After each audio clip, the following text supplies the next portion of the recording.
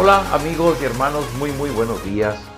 La Biblia nos habla de muchos atributos de Dios y todos ellos los podemos decir sin ningún problema, pero hay un atributo en particular que nos hace detenernos, que nos lleva a experimentar cierto temor y que inclusive hasta nos hace rehuir de la presencia de Dios. Ese atributo es la santidad de Dios. Cuando las personas de manera común oímos que Dios es santo, automáticamente nos sentimos descalificados porque sabemos que no somos santos y entonces preferimos no acercarnos a Él para no sentirnos mal, para no sentir que Él nos está despreciando.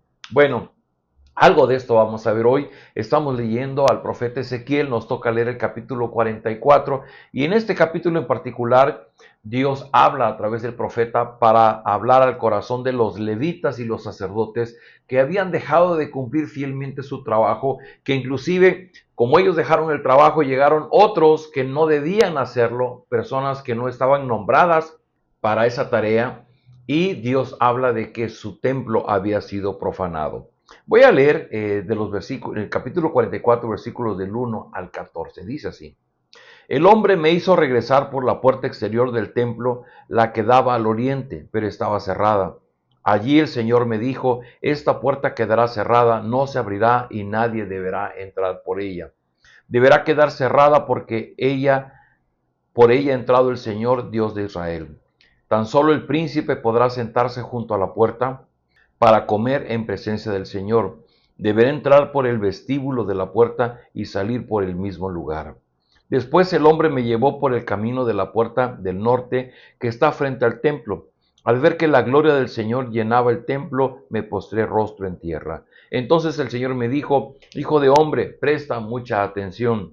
Abre bien los ojos y escucha atentamente todo lo que voy a decirte sobre los estatutos y las leyes concernientes al templo. Fíjate bien en quiénes pueden entrar al santuario y quiénes no.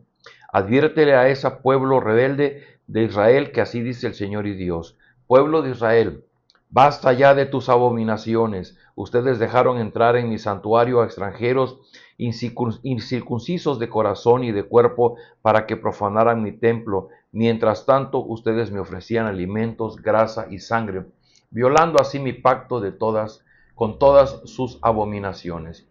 En lugar de cumplir con su deber respecto de mis cosas santas, pusieron extranjeros a cargo de mi santuario. Así dice el Señor y Dios: no entrará en mi santuario ningún extranjero incircunciso de corazón y de cuerpo, ni siquiera los extranjeros que habitan entre los israelitas. Tendrán que pagar por su iniquidad los levitas que se alejaron de mí cuando Israel se descarriaba para ir tras sus ídolos. Podrán ministrar en mi santuario como custodios de las puertas y en algunos otros menesteres del templo. Ellos serán los que maten los animales para el holocausto y para el sacrificio que presenta el pueblo. Deberán estar dispuestos a servirlo, pero por haber servido al pueblo de Israel delante de sus ídolos y además por haber sido piedra de tropiezo, tendrán que pagar por su iniquidad. He jurado solemnemente con la mano en alto que deben recibir la consecuencia de sus pecados. Yo, el Señor, lo afirmo. No podrán acercarse a mí para servir como sacerdotes, ni se acercarán a mis objetos sagrados, menos aún a los objetos santísimos. Tendrán que cargar con la vergüenza de las abominaciones que han cometido. Sin embargo, los pondré a cargo de la custodia del templo y de todo el servicio y el trabajo que se deba cumplir en él. Si somos cuidadosos en la lectura de este texto, vamos a fijarnos que hay ciertas palabras que resaltan. La primera que resalta es templo. Y hemos dicho a lo largo de todo este libro de Ezequiel que hemos leído, que el templo es un sinónimo de la presencia de Dios. El templo es el lugar donde Dios se hizo presente en medio de su pueblo. Junto con esto, las palabras que resaltan, bueno, son los levitas. Y los levitas eran las personas nombradas por Dios para vivir en el templo, para cuidar del templo y ser muy celosos en el ofrecimiento de los sacrificios. Pero también va a resaltar la palabra los incircuncisos, los extranjeros, los que profanan el templo. Y dijimos antes, Dios está llamando la atención a los levitas porque dice: ustedes dejaron de cumplir sus funciones en el templo Hubo parte en la historia donde los levitas fueron a ofrecer sacrificios de los dioses paganos y descuidaron el templo. Y entonces vinieron otras personas que no eran levitas y que tal vez bajo una sana intención ellos ofrecieron los sacrificios porque no había quien los ofreciera. Pero Dios está mostrando su rechazo y dice, es que ustedes dejaron entrar en mi santuario a extranjeros incircuncisos de corazón y de cuerpo. Es decir, personas que ni siquiera eran parte del pueblo de Israel.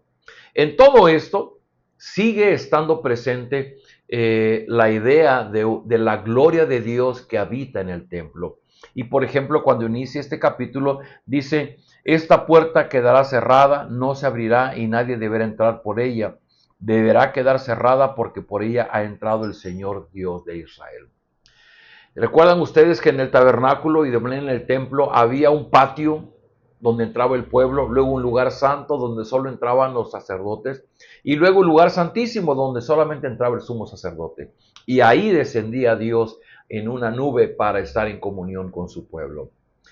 La santidad de Dios está denotando que Él está por encima y está distante de la maldad que hay en nosotros. Y por la maldad que hay en nosotros, Dios no puede venir ante nosotros y nosotros no podemos permanecer delante de Él. Déjeme decirle algo. Por ejemplo, cuando la Biblia habla de los atributos de Dios, la Biblia no dice Dios es amor, amor, amor o Dios es justicia, justicia, justicia. Sin embargo, cuando habla de la santidad de Dios, dice Dios es santo, santo, santo. No lo dice Dios es santo, tampoco dice Dios es santo, santo. Dios dice Dios es santo, santo, santo. Y es que hablar de la santidad de Dios resalta nuestro carácter de maldad, nuestro carácter lleno de pecado, lleno de desobediencia delante de Dios. Así es que por eso es que en la Escritura siempre se nos va a amonestar a que nosotros busquemos la santidad. Fíjese nada más, de manera natural nosotros rehusamos la santidad. Pero la Biblia nos invita a buscar la santidad. Por ejemplo, Pedro escribe en su primera carta en el capítulo 1 y dice, escrito está, sean santos porque yo soy santo. Esa es la orden de Dios para nosotros. Y por ejemplo, en la carta a los Hebreos capítulo 12 dice, procuren vivir en santidad porque sin santidad nadie verá al Señor.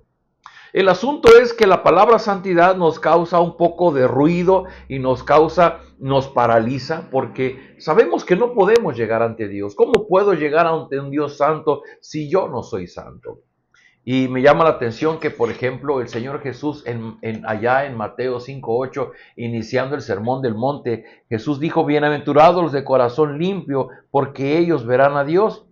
La verdad es que ninguno de nosotros en este mundo es puro de corazón. Es nuestra impureza la que nos impide ver a Dios. El problema no está en nuestros ojos, está en nuestros corazones. Es solo después de que seamos purificados y totalmente santificados en el cielo que tendremos la capacidad de mirarlo cara a cara.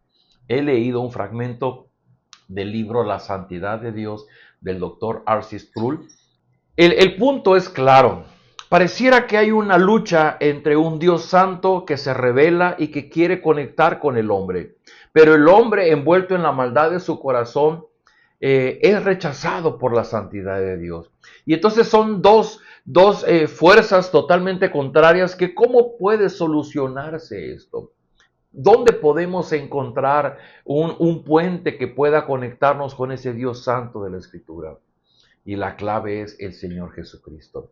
Precisamente el Señor Jesucristo cruzó el abismo de separación porque la Biblia dice que todos somos pecadores y estamos separados de Dios.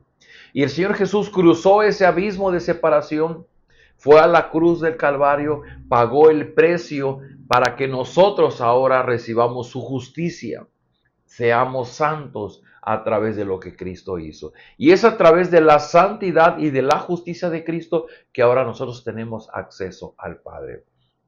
Por eso el Señor Jesucristo decía que solamente podemos venir al Padre a través de Él, porque Él fue el único que pagó un precio en la cruz. Y hoy día, la única forma de poder ser santos es a través de Jesucristo. De ahí la importancia de venir al Evangelio y de comprender lo importante de este tema.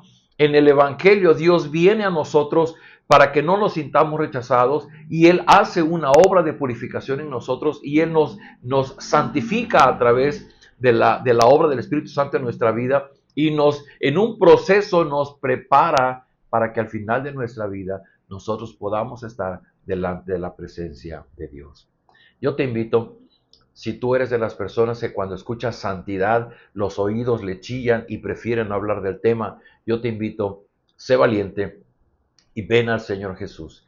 Él nos está llamando porque Él pagó el precio de tu pecado, tu maldad, para que ahora a través de Él podamos ser santos y podamos llegar con confianza hasta el trono del Padre y poder pedir misericordia y el perdón de nuestras culpas.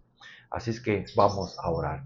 Padre, gracias por este texto, gracias porque hablar de tu santidad a algunos nos paraliza, pero también sabemos que a través de Jesucristo esa barra de separación por nuestro pecado es eliminada y tenemos acceso hasta tu presencia.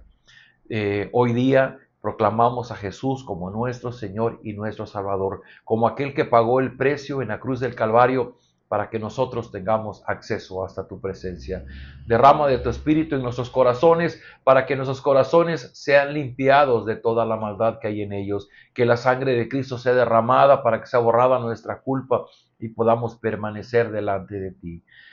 Todo esto lo pedimos en el nombre de Jesús. Amén. Amigos, nos vemos el día de mañana.